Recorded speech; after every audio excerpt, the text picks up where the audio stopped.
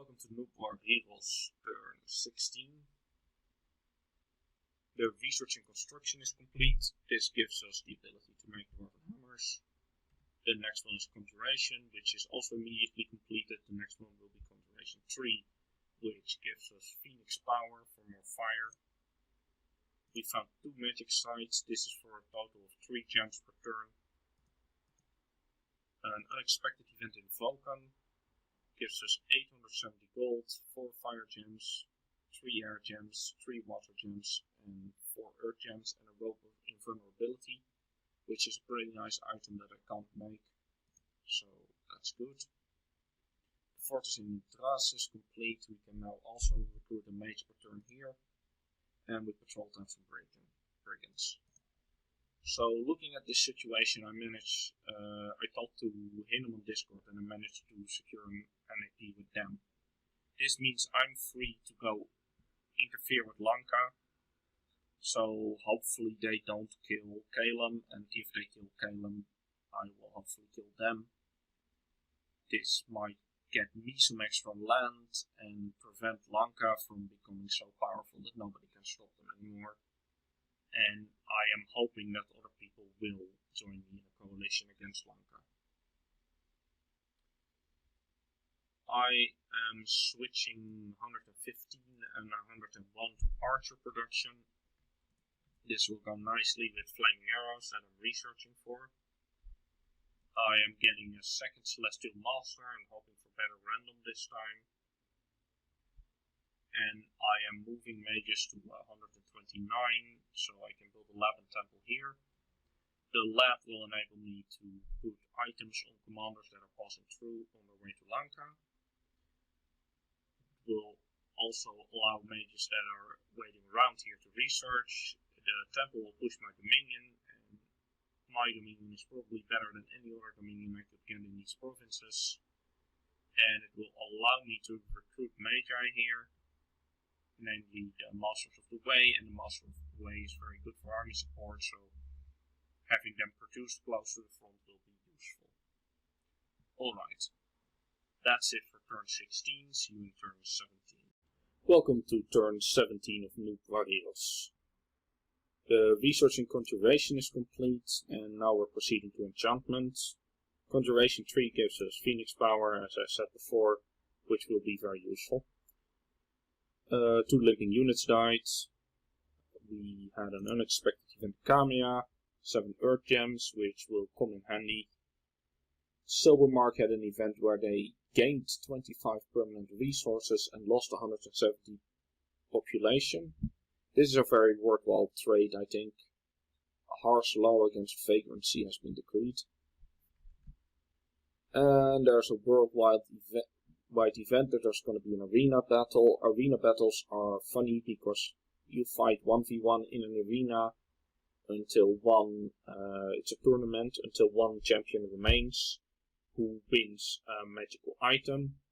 However, all my units are squashy humans, and somebody's going to send a 68 point giant with better stats in there, so I'm not even sending anybody.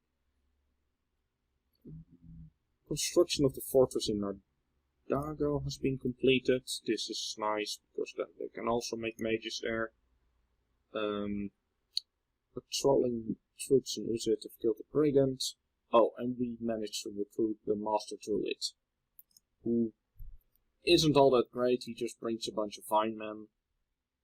But my thinking is any extra siege strength that I can get is going to be somewhat useful.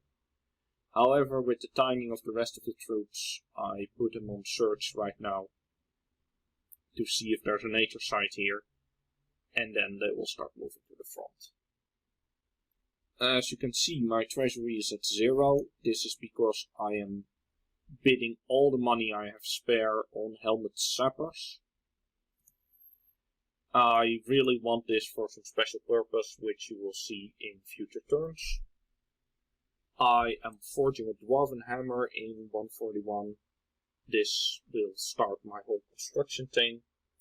And other than that, troops are being moved towards Lanka. Welcome to turn 18 of Noob Heroes. Research in enchantment has been completed. We now have enchantment 2, we're researching enchantment 3. I have started to cast a bunch of dark knowledge. So here we find a magic site, here we find nothing, and here we find another one.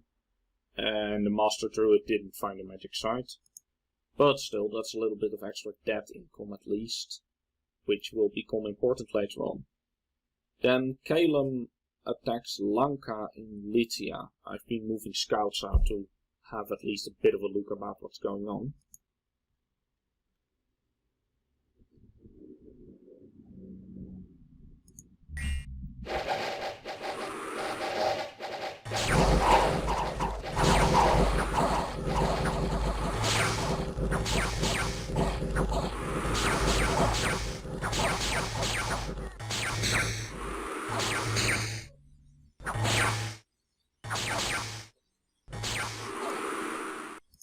Alright, so this is all province defense.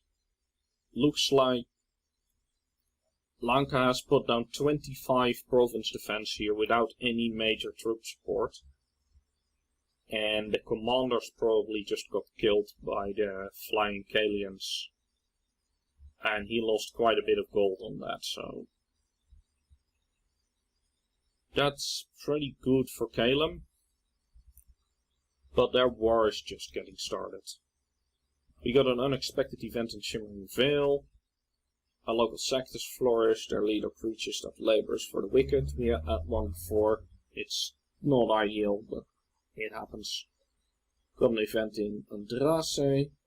A priest of Winnie the Pooh, Lord of the West Wind, has been blessing the crops throughout the province. People are happy.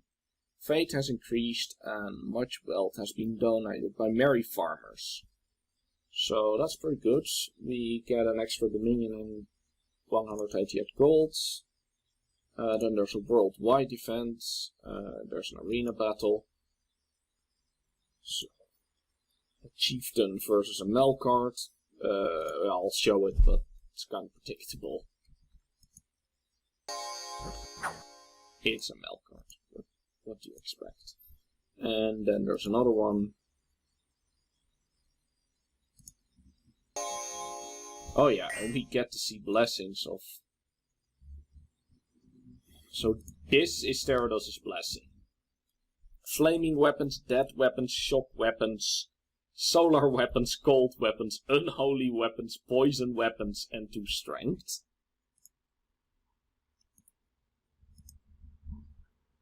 And Hinnom has 4 attack skill, decay weapons, reinvigoration, and blood surge.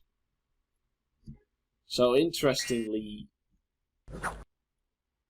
they went with a much bigger bless, the Theodos. However, it doesn't help them. This guy causes fear, and the Milia just runs away.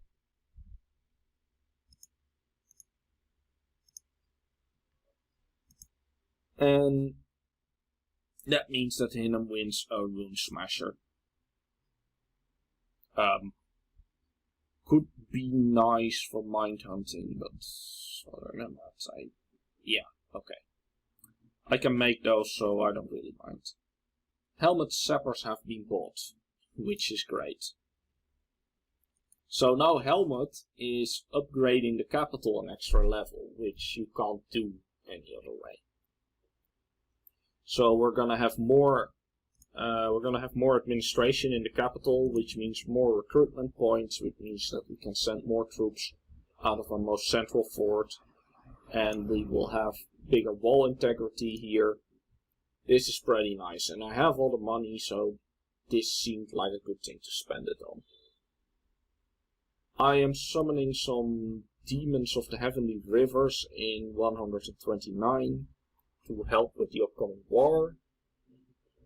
I got another Celestial Master who didn't get any great bots, so I decided to call him mediocre.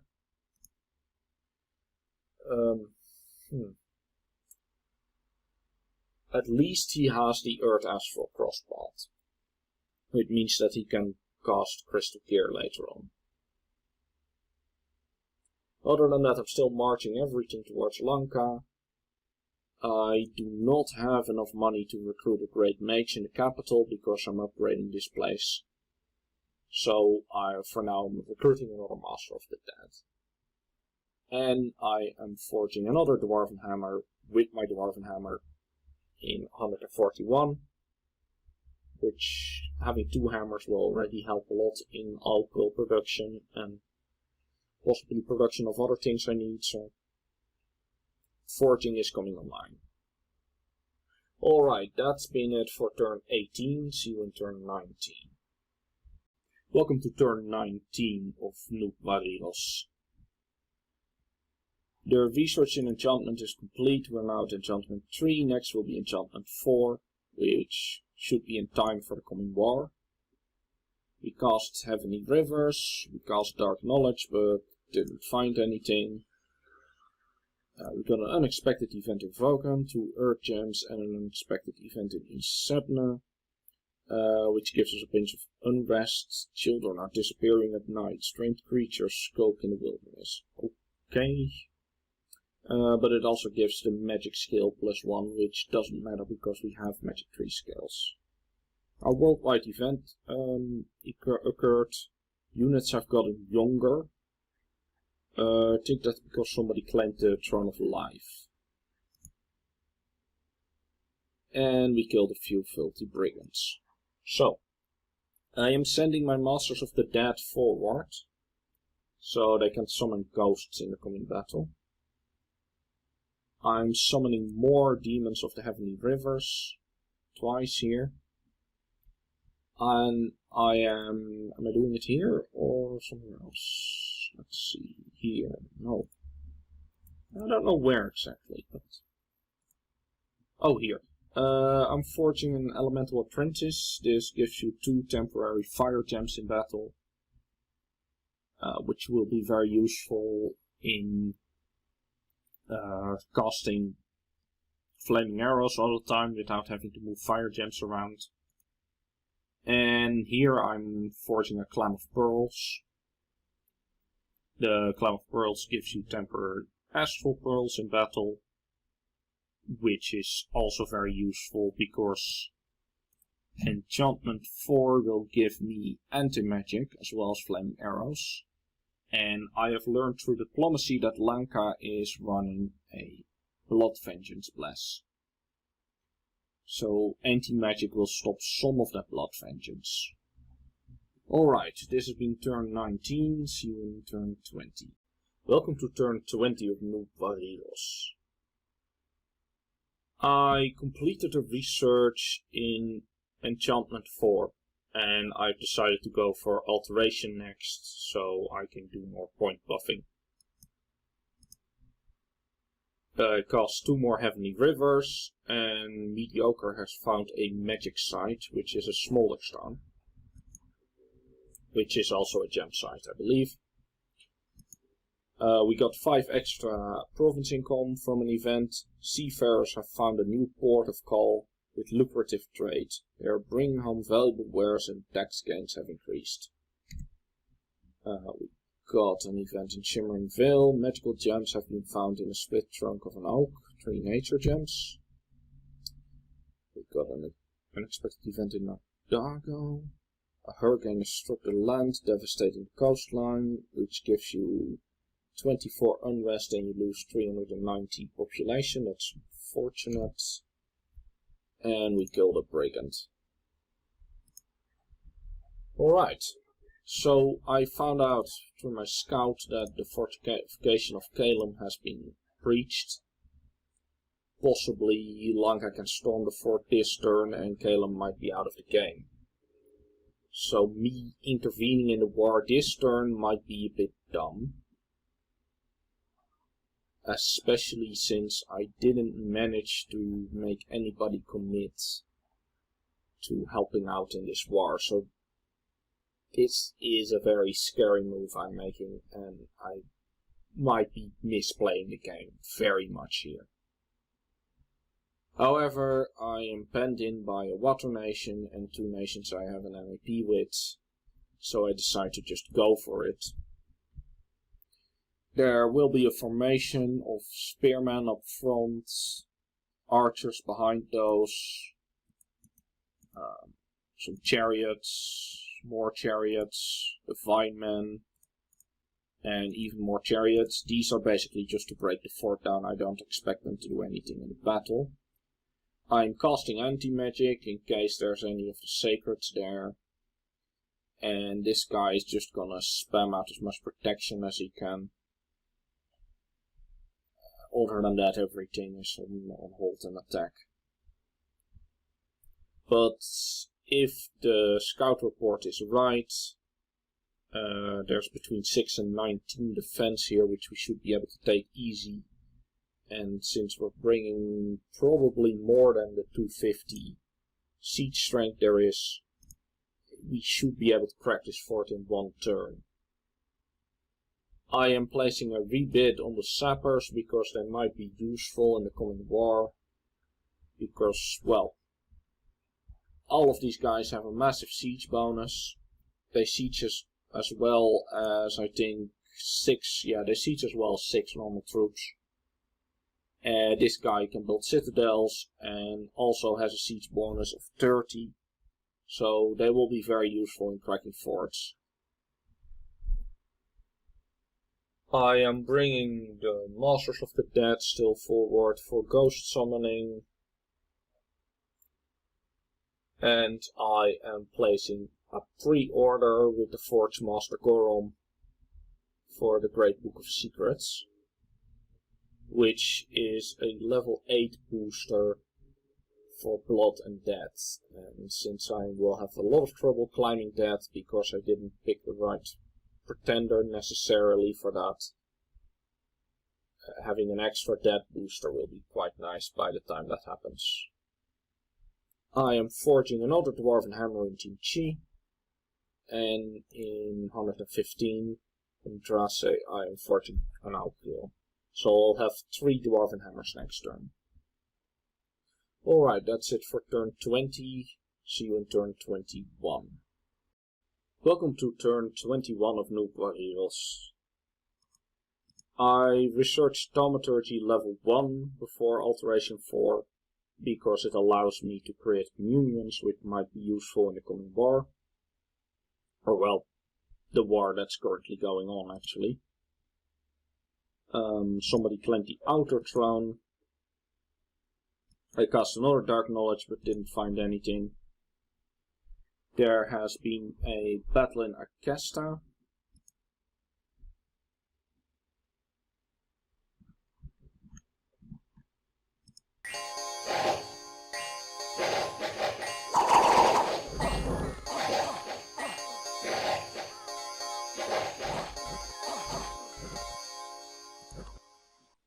So yeah, it turned out that Lanka only had probably 10 province defense in this province.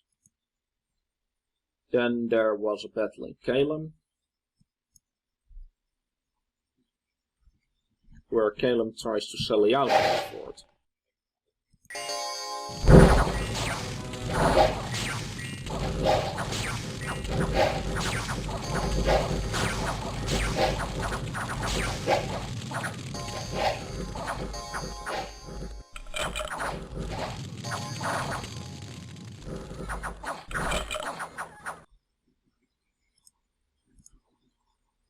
So this doesn't work out for him, but he does end up killing 3, no, this is a troop I think, yeah.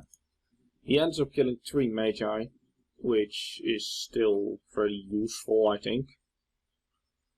And what does he lose? A bunch of Spirehorn warriors, a bunch of summons, and he loses 1 mage of his own.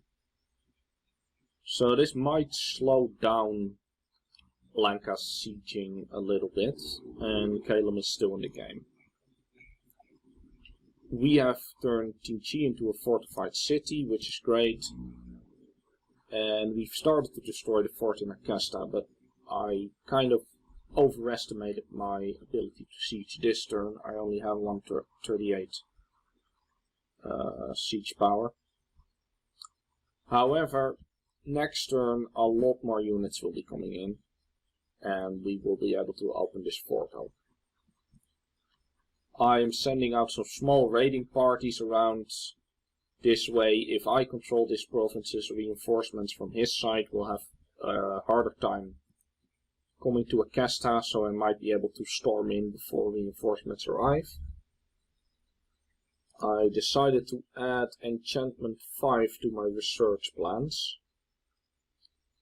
That way I will have foul vapors in case everything else fails. I'm also doing conjuration 5 for big elementals and evocation 3 for side searching. I placed a minimal bid on the far strikers, they're crossbowmen. They might be useful in fights to come. And I am forging 3 owl quills. That's it for turn 21. See you in turn 22. Welcome to turn 22 of Noob Varigos. A messenger has arrived from Terrados. Greetings to the great leader of the CCP. The Black Book of Secrets has been listed as desirable item for your nations. We shall notify you when our crafts become available. CCP, hold on, wrong timeline. I'm still groggy from the long slumber. My minions have begun gathering the information for said artifacts. Yours truly, Gorgom, the handsome and admirable. Alright. Research and alteration is complete. We now have alteration 4 and we start with research and evocation, which is now level 2 and the next one will be level 3. We cast Dark Knowledge again and find nothing. We find 2 magic sites in Silvermark, a mineral cave and a painted cave, so lots of caves in Silvermark. A crippled unit died. And then there was a battle in Ashington.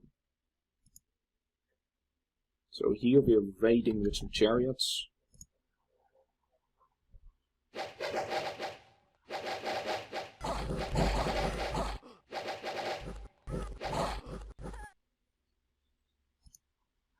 Which goes pretty well. Then Calen decides to attack Lanka in Lydia.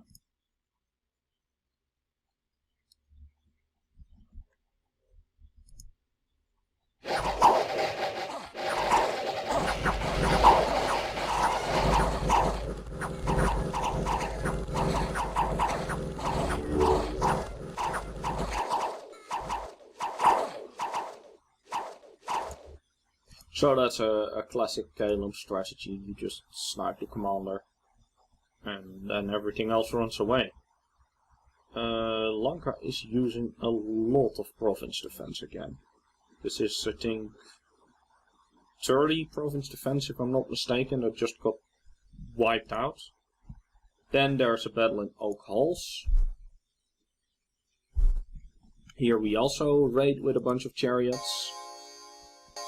However, these things are sacred, and some of them get Lanka's entire bless, which includes fire resistance, regen, blood vengeance and invulnerability.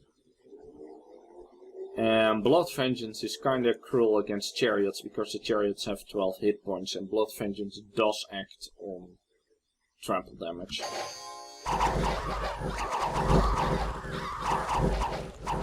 Also, there's just too much stuff here. So we lose that one. 5 chariots dead in the retreat. We successfully retreat to Acasta with the commander and 2 chariots. Some stuff that was hanging out here died, but he just had too many of these Jade Maidens. Unfortunate, but hey, how was I supposed to know that there was about 36 province defense here? Then the fortification of Acasta has been breached, so we can storm in, and the far strikers have been bought. So I am gonna storm into Acasta with pretty much all I've got here. I am not risking the profits. I believe I didn't want to risk him because of the blood vengeance. If he casts a bunch of smites on people, he might get blood vengeance to that, and then I lose my profit, which I don't wanna. I don't wanna take that risk for practically no gain. I am moving up 2 Masters of the Way so they can go underwater soon. I am forging Rings of Water Breathing and an Owl Quill. Alright, that's it for turn 22. See you in turn 23. Welcome to turn 23 of Noob Varilos. So the research and evocation is complete. That means I can start looking for astral sites. Wang Lao casts Dark Knowledge and finds a Witch's Bog, which is, I think, a site that gives you 1 dead income. Then there's a battle in Ashenton. This is Lanka counterattacking me. I put 1 province defense in here, which gives you a chariot.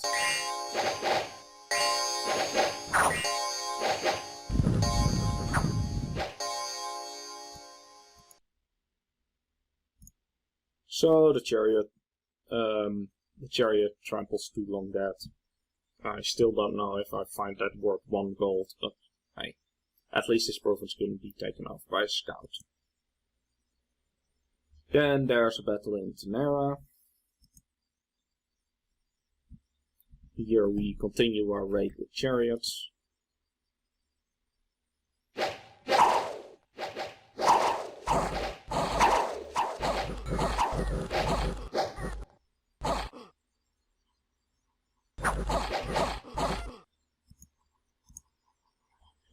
Right, then there's a fight in Calen.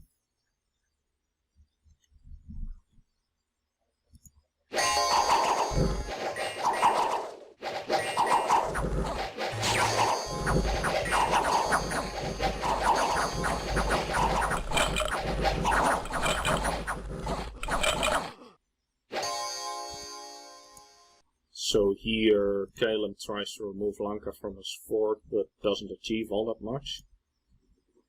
Then Lanka storms Calen.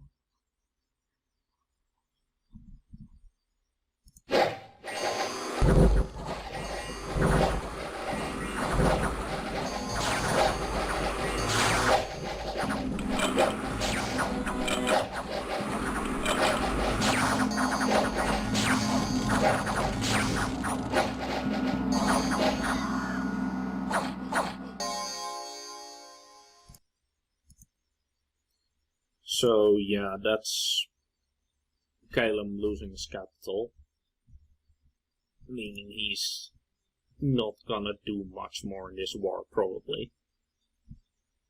And then we storm the fortress of Acasta.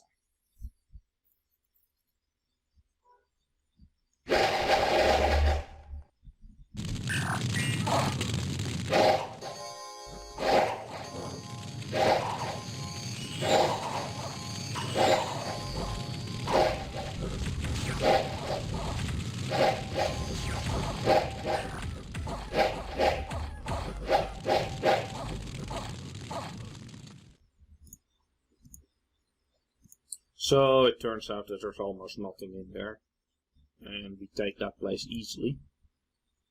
But it's great because it's another fort. An unexpected event occurred in Shade Forest. Heavy snowfall has blocked important trade routes, so we just lose 263 gold from our coffers. An unexpected event in Acasta. A handful of gems have been found in a small stream, namely 1 water gem. Another event in Acasta, some unnecessary laws have been abolished, which gives you 3 turmoil and 11 unrest. And the Master Druid left seeking employment elsewhere, which is fine, he wasn't all that useful. Alright, so we have the fort in Acasta. Lanka's counterattacking, now what? I done some testing in single player, and none of my tools are very useful against Hellblessed Lanka. So I'm hoping that enough flaming arrows combined with some acid bolts will overwhelm them, but otherwise I don't have much. Now, How to the Prophet has Iron Will, which gives him increased magic resistance. With some extra equipment, he might become magic resistant enough that he doesn't care about blood vengeance. So in order to achieve that, I am forging a lodestone amulet into Chi, and I am forging mirror armor and Andrase, and I am also forging an amulet of anti-magic in Andrase. And other than this, I'm also forging an owl quill because we need to hurry up with research. If I manage to get much more research than Lanka, I might be able to win in the long run if I manage to hold out. But overall, this situation is pretty bad. Alright, that's been it for turn 23. See you in turn 24.